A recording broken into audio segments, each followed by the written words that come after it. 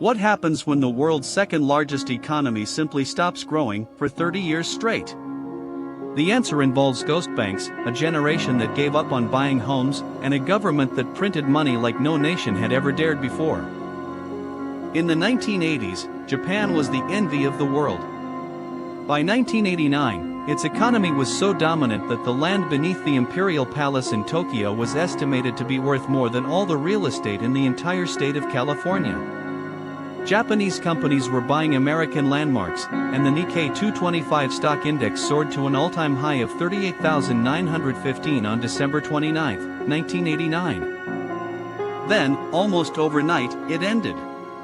Beginning in 1990, the Bank of Japan aggressively raised interest rates to cool speculation, and the asset bubble collapsed with devastating force. By August 1992, the Nikkei had fallen to approximately 14,000, a crash of more than 60% in under 3 years. Land prices followed, eventually losing nearly 70% of their value through the decade. The 1990s became known as Japan's lost decade, though it would stretch far beyond 10 years. Banks sat on mountains of bad loans they refused to write off, keeping money frozen rather than flowing.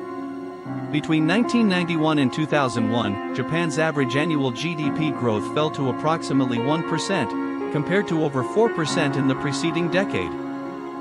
Japan fell into a trap that most economists had only theorized about: deflation. When prices fall consistently, consumers stop spending. Why buy today what will be cheaper tomorrow?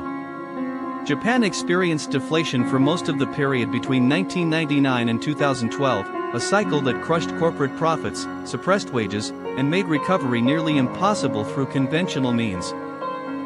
Desperate to restart growth, Japan became a laboratory for radical monetary policy.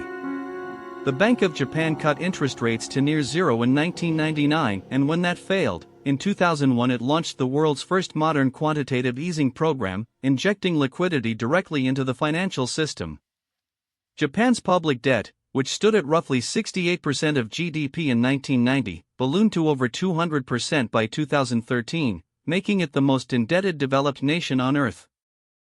Yet something remarkable happened: Japanese society did not collapse.